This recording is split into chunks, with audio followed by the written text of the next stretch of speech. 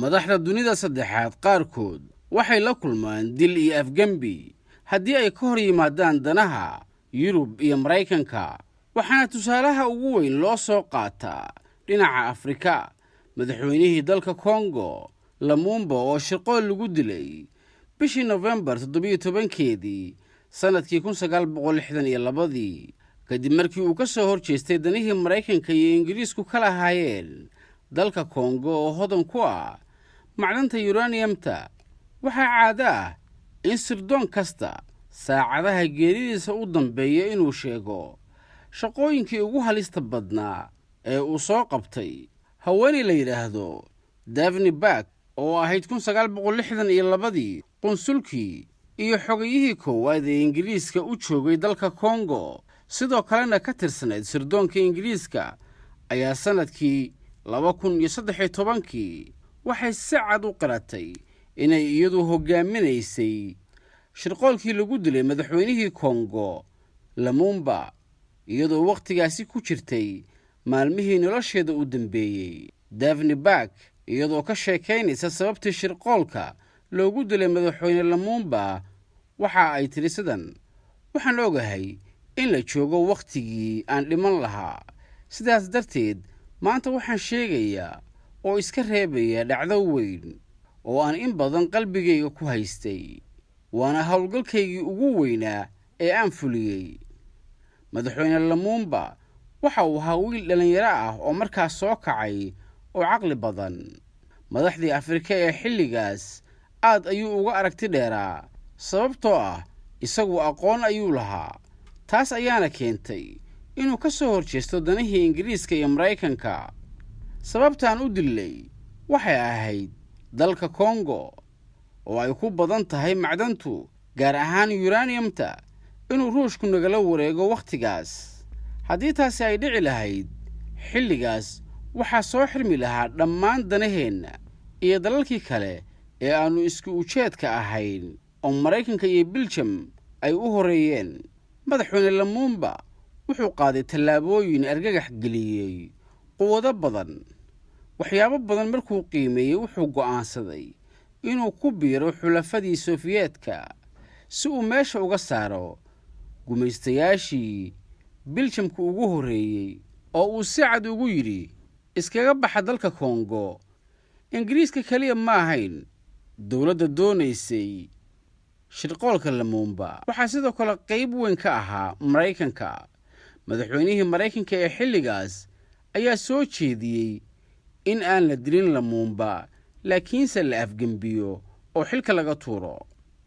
wuxuuna ka cabsanayay in qorshaha dilku uu fashilmo oo la ogaado oo ay halkaas Maraykanka fadeexad weyn ka soo gaarto. laakiinse aniga oo dowladda Ingiriiska ugu qaabilsanaa arrintan ayaa ku adkaystay in la dilo Lumumba, maadaama oo aan aqoon gaara u lahaa. waxaan aaminsanaa xitaa isagoo aan wax xil ahayn, hadduu nool yahay, inuu awood u leeyahay inuu dib u soo laba kacleeyo oo uu khatarna gelin karo, maadaama uu ahaa nin dhalinyaro ah oo taageero badan ka haystay bulshadiisa. ma doonaya hadda inaan ka hadlo dowladaha kale siday uga qayb qaateen khaarijintii Lumumba, waxaanse ka hadlayaa dhinaca Ingiriiska qaybtii uu hawshan ku lahaa. dowladda Ingiriisku aniga ayay ii xil saartay shirqoolka dilkii Lumumba. muddo ayaana diyaarinayay qorshahaas.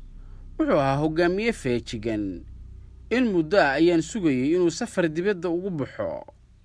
fursaddaas ayaana ka faa'iidaystay aniga iyo dowladihii kale ee arrintan aan ka wada shaqaynaynay.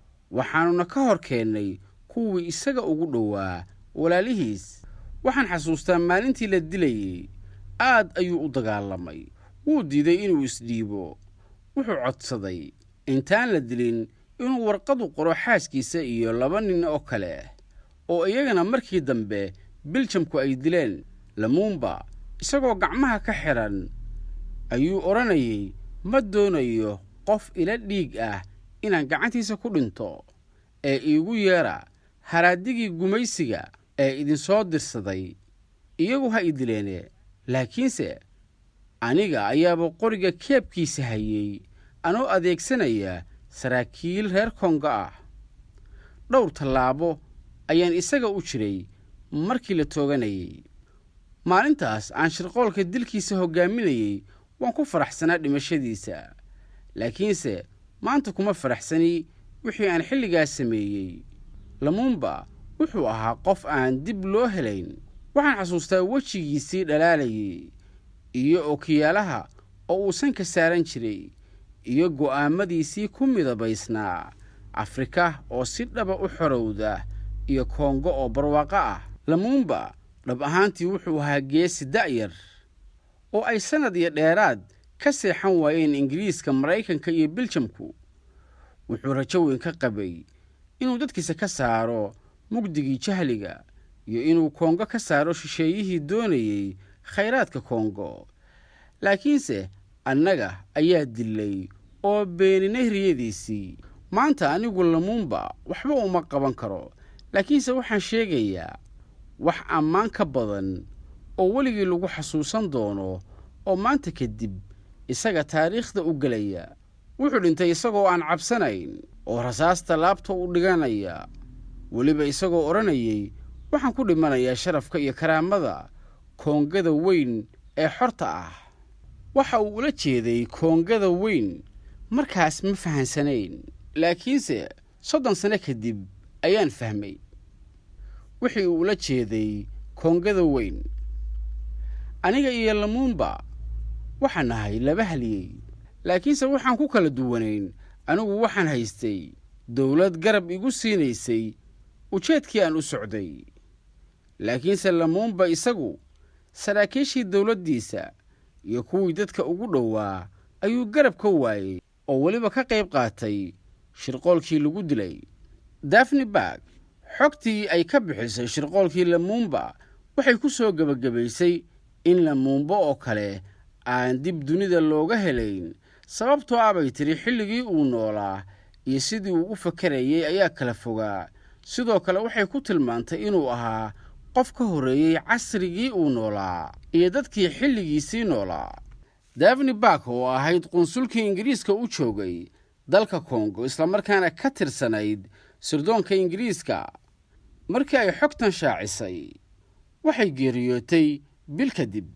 shirqoolka lagu dilay madaxweyne Lumumba dawladda Ingiriiska kaliya ma lahayn, balse waxaa qayb weyn ka ahaa dawladda Maraykanka, sida uu qoraaga Stephen Kinzer ku xusay buuggiisa la yiraahdo Prisoner in Chief, oo uu qoraagu kaga xog warramay shirqoolo dilal ah oo ay hay'adda sirdoonka Maraykanku ku fulisay madax badan oo caalamka ah.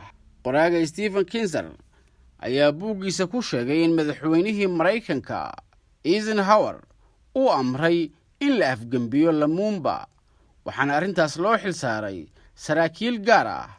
qaar ka mid ah saraakiishaas loo xilsaaray ayaa soo jeediyey in la sumeeyo madaxweyne Lumumba, laakiinse qorshihii sumayntu wuu fashilmay.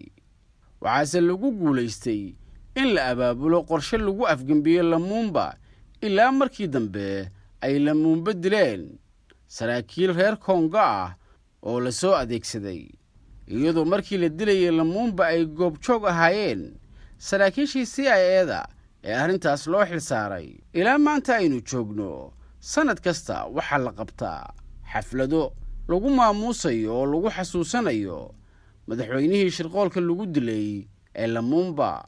qaaradda Afrika iyo dunida muslimka ilaa hadda way ka jiraan shirqoolkii lagu dilay Lumumba iyo sababtii loo shirqoolayba. dunida saddexaad haddii uu ka soo baxo hogaamiye fiican, inta badan looma ogola inuu xukunka sii joogo, waxaana la dejiyaa qorshe meesha looga saarayo. waxaana ugu dambeeyey ra'iisul wasaarihii dalka Pakistan Imran Khan. tira ma leh dhibaatada reer galbeedku ku hayaan Afrika, oo ugu horeeya dalkeena Soomaaliya, oo ay doonayaan inay Soomaaliya weligeed ku sii jirto deganaan la'aan, dagaallo iyo xasilooni darro.